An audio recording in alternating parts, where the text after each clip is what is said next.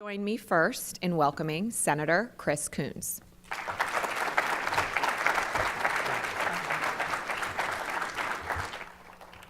Well, good morning, everybody.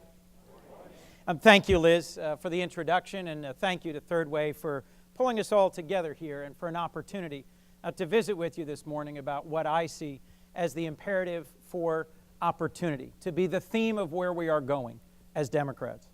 The theme of this event overall is opportunity, and while I'm excited to talk about the moral imperative for creating opportunity for more Americans, I also want to talk about a different opportunity, the opportunity our party has and must seize to create the type of change that you've been talking about. I was back in Washington. We had to cast some votes, but I understand John Cowan laid out the case very well and presented some really compelling polling, and that Freeman Hrabowski brought you to your feet with inspiration, and that he had a chance in breakouts to really work through what some of this will mean for us. And this morning that Tim Ryan shared the view from Youngstown and a reminder of the very real challenges facing America that we have an opportunity to help solve. You know, there's an old saying, I think it's from Einstein, that in adversity lies opportunity. And for us to understand what it would mean to be opportunity Democrats, I think we also have to first look at the very real adversity that we're in. Right now, our party is at its lowest level in city, county, state governments, and in the federal government that it's been since the 1920s. In my lifetime, we have not been this much out of power at any point. And there are some real structural challenges we're going to have to overcome if we're going to win back the House or the Senate or the White House, let alone these state and local offices. There's ways in which gerrymandering and campaign finance, the way that social media and cable TV works, population shifts that all stand in our way. But frankly, and I know I'm starting on a really positive note here, we have an even deeper problem, which is that our party is viewed in more places and by more people than we often recognize as unconcerned about the day-to-day issues that actually move and impact working people and their families. We're viewed as out of touch, as even condescending, and at times, frankly, part of the problem. It's not just on economic issues, although that's a lot of what we're talking about here today. In some ways, the most difficult or upsetting thing for me is that many Americans believe that we just don't understand or respect their deeply held faith traditions, how that's what moves them, that's what holds their families together, that's what engages them with the world.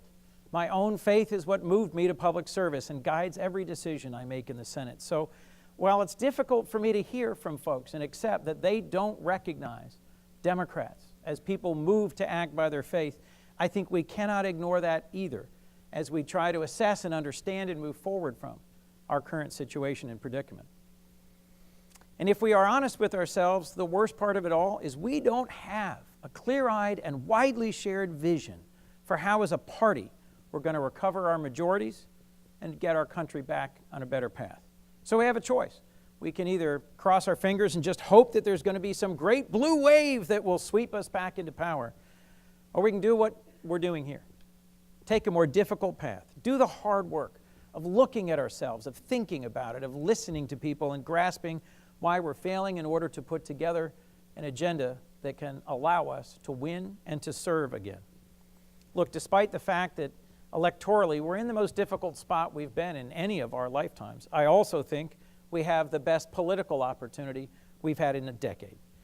I'll remind you, need I remind you, we have a notionally Republican president, historically divisive, unpopular, tenuously tolerated by the Republican establishment, who's governed on a policy agenda widely at variance with long-established Republican Party principles. Their massive $1.5 trillion tax giveaway has become steadily less popular and has broken their long reputation as a fiscally responsible party. Their failed attempts to repeal the ACA without a replacement, and which has now brought them to the brink of repealing the protection against pre-existing care discrimination, the most popular plank of the ACA.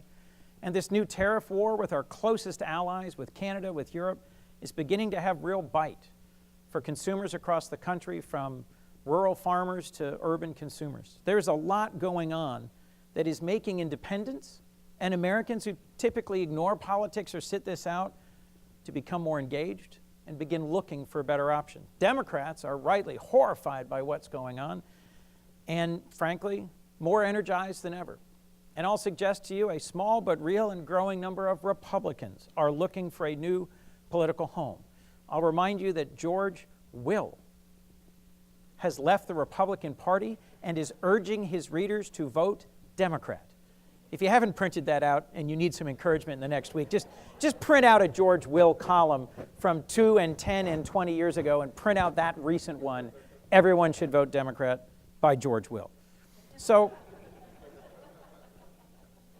despite the challenges of our electoral map, despite the very real financial advantages Republicans will have this cycle and next, and despite some of the other reasons why we've lost in recent elections, I really believe we have an opportunity to remake our party, to bring Americans the kind of opportunity they deserve and they are yearning for, and to regain our majorities and even win back the White House in 2020. Seizing this moment, getting it right is why we're here. So I want to thank the Third Way for bringing us together, not in a comfortable conference room in a think tank in Washington. And I'll tell you, the Third Way has a very nice, very comfortable conference room in Washington. I've been there. But we've driven here, we've flown here, we've come here from across the country to the heartland in order to spend time thinking about how we can reform our policy platform, our movement forward in a way that can make us capable of governing again. Why are we here? In no small part because of what I learned in 10 years in county government, which is that state and local folks solve problems. They don't just have to fight on Twitter. They don't just have to lead through hashtags. They don't just have to speak on cable. They have to get up and get out and connect with their communities and find real solutions and deliver on them. And that's important because we've got folks here from state and local governments. We've got folks who've got solutions that meet the real needs of basic Americans. And it's important today because the basic bargain of America, the idea that if you work hard and play by the rules, you can build a good life for yourself and your family, there's just too many folks who think it's not only gravely at risk, but it's increasingly for them a fantasy. As we know, too many Americans are worried about how they're going to afford this week's medications, how they're going to pay this month's rent or mortgage, how they're going to send their kids to college or care for their aging parents, or maybe someday, save for a now deferred retirement. And all of that is centered around opportunity, around ways that they can have a better life that they want to earn for themselves and for their children. And there is enormous power in a community and in a culture and in a country that says to everybody, you have the opportunity to be a stronger, better, more capable family, to earn your way into a brighter future, to earn your way into the middle class. And there are things that have made that harder and harder for more and more Americans. And I think it is genuinely inspiring for us to talk about how we reopen these doors to opportunity in a time when opportunity is concentrated in smaller and smaller slices and fewer zip codes of our country than ever before. As we know, as a result of that concentration of opportunity and the denial of opportunity more broadly, we've got more folks who are scared, who are angry, who are anxious, looking for answers than ever before. You know, on those days when I take the train from Wilmington to Washington, I go by a site that haunts me. It's the site of the former Durango plant that Chrysler ran since the Second World War. And it was the beating heart of a huge constellation of neighborhoods in my hometown of Newark, Delaware. And when I first ran for office 18 years ago, an extended family member, Wally, would work with me at the plant gates. And as those 3,000 guys would go in and out at shift change, I'd stand there and shake hands, talk to people. So much so that my hands would hurt when I got home. We'd be there at 5 a.m., we'd be there at 7 p.m. And it was exciting to see the energy and the productivity and the passion. Yeah, folks would tolerate me for a second, but they were on their way to go home to be with their families, to head out fishing or on vacation. They had real and vibrant lives. And then 8 years later, the plant closed. And I'll never forget the day the plant closed and the impact it had on our community. We lost our GM plant, we lost our Chrysler plant, we lost our steel mill, we lost our oil refinery, and all within a few years. But every day that I get to go to Washington, I go by that site. And for the first few years that I was a senator, it was empty. The plant was razed, and it was haunting, that leveled several hundred-acre site. And you know, the men and women who worked there weren't really looking for me to have some 10-point plan about the American workforce for the 21st century and how to adjust to the digital economy. They wanted to know what I was going to do with our governor, Jack Markell, to bring back opportunity and to help regrow the economy. And we had folks in city, county, and state government pulling together and making progress. But the reality is, in our last presidential election, most of the folks who worked in that plant and their families right in that area, they voted for Donald Trump. They were convinced that Trump and the Republicans somehow had a better idea, better solution to the challenges facing us than we do. And I am deeply frustrated by, as someone who spent 8 years in manufacturing, just down the road from the Chrysler plant, at a big manufacturing company in Newark, Delaware that continues to grow and employ people. It is deeply frustrating to me that we are viewed as not having the answers that matter for these folks. And so it's our job that we create and reinforce the platform that proves we're the party of opportunity for the millions of working people who feel that they've been left behind, that the doors, not just of those plant gates, but of their future, are closed. It's long past time for us to have a debate in our party, a lively debate about how we remake and refocus our party in a way that learns the right lessons from 2016. I'm worried we're learning the wrong lessons, which is that, frankly, a candidate who had an uneven relationship with the truth and an ungrounded sense of policy just kept tossing out bigger and bigger ideas that got more and more attention on Twitter and on cable. He made just outlandish promises. I'm going to create more jobs for millions of people. How? Just because he said so. Cheaper, better health care for everyone. Repeal the ACA, replace it with something better, lower cost, more people. Why? Just because he tweeted about it. I'm going to build a border wall with Mexico, and they're going to pay for it, and it'll stop crime, and our whole country will be better. Why? Just because he said so. It is tempting in that environment where he won to do the same back and to say that our proposals can be unmoored from fiscal reality or the practicality of implementation. But despite this evidence, I actually think most Americans knew at the time he was making promises he would never keep and could not possibly be implemented. Yet we have to recover from the fact that we're still shocked that he reached out through Twitter and television and grabbed the hearts and minds of millions and moved them to vote for him. I think we can count on the fact that the average American sees that most of these proposals are either unimplemented, impractical, or actually harming our security and our values. So we have a choice about how do we respond. We can respond with bigger and grander promises that are more and more outrageous and that, frankly, we don't have any plan for how we pay for them or how we implement them. Or we can reassure the American people that we've got bold ideas that meet their problems and we can actually deliver on. And I think that's what we're about today, is recognizing the American people do want visionary and bold leadership, but they also want leaders who can do the hard work of actually negotiating and implementing and delivering on these ideas. And I think that's what we're all about today as we head into the midterms, as we win in 2018, and then as we develop a platform for 2020 as Opportunity Democrats. We can offer bold, reform-minded policy visions for our country that are more than just incremental, poll-tested proposals that chip around the edge of the status quo. And we've already heard several of them here, and we've heard them across the country, and we've seen them implemented in hometowns. I'll just briefly reference a couple that work for me. Eliminating the payroll tax for the first $15,000 of income puts $1,500 in the pocket of working families who need it the most. That's a different type of tax reform than the $1.5 trillion corporate giveaway the Republicans just implemented. Adopting a regional minimum wage is something that recognizes that everyone working at minimum wage or just a little above needs a boost, but that the cost of living is different in Columbus than it is in Seattle or New York. Apprenticeships as a ladder of opportunity from high school to an affordable education that doesn't leave you mired in debt, but gets you on the path towards a $60,000, $70,000 a year job. And frankly, expanding the opportunity to earn college through national service. One of the things that got me into elected service was running an AmeriCorps program for 150 young people nationwide who at the end of their time in service got a college tuition scholarship that they had earned.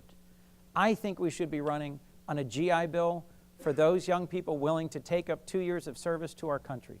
Whether it's in City Year or in AmeriCorps or in Teach for America, we should be making it every bit as possible to earn your way to college with the benefits of the GI Bill for those who serve our country here at home. That's worthy of a round of applause. And do you remember my conversation with you just a few minutes ago about that haunting Chrysler Durango plant? One of the great things that's now happening every time I go by on the train. 1 building, completed. 2 buildings, getting roughed in. 3rd building, steel superstructure. There is a manufacturing site on that site that employs 300 today. And as a result of a plan that we put together in the last year of the Obama administration, something called Manufacturing USA. The very first one in the country was in Youngstown, and the most recent one in America is in Newark, Delaware, on the site of that former Durango plant. It is a biopharmaceutical manufacturing center that is bringing together a community college, a university, nonprofits, startups, and well-established companies from around our country. We can fight and win manufacturing in this century, but we can only do it by being smarter, by being more creative, by being more engaged. And this site in Delaware, the site in Youngstown, and sites in Detroit and in Chicago and in North Carolina can prove to the American people that we know how to win at manufacturing. Germany has double the percentage of its GDP in manufacturing that we do. Yet they have higher labor costs, higher environmental protections, higher restrictions in every possible way. But they are dramatically more productive in manufacturing. I don't know if you saw the front page story in the Wall Street Journal today. Of the 20 congressional districts that have the highest concentration of manufacturing, they have all moved from Democrat to Republican. We have the ideas that can win for manufacturing for this century, and we ought to be not just talking about it, but doing it. And as I go home now every day on the train from Washington, I am encouraged to see rising from this vacant former site the towers that are the beginning of a manufacturing renaissance in the place where I grew up. Folks, I think that ideas matter. I think we need to look to the people in our state and county governments and those few of us in Washington who've got ideas that are worthy of borrowing or stealing. In the 10 years I spent in county government, the best ideas I ever had, I stole or borrowed from other mayors or county executives.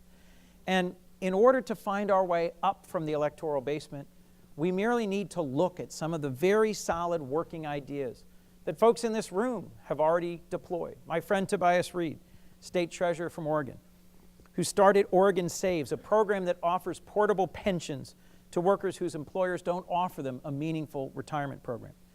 Kate Bowles, Nebraska state senator, who started the Community College Gap Assistance Program so that low-income folks can make it to community college and get up that first rung of opportunity. And Anthony Daniels from the Alabama House, the minority leader, who created a school of cyber technology that opens in Huntsville in 2020. These aren't pie-in-the-sky proposals.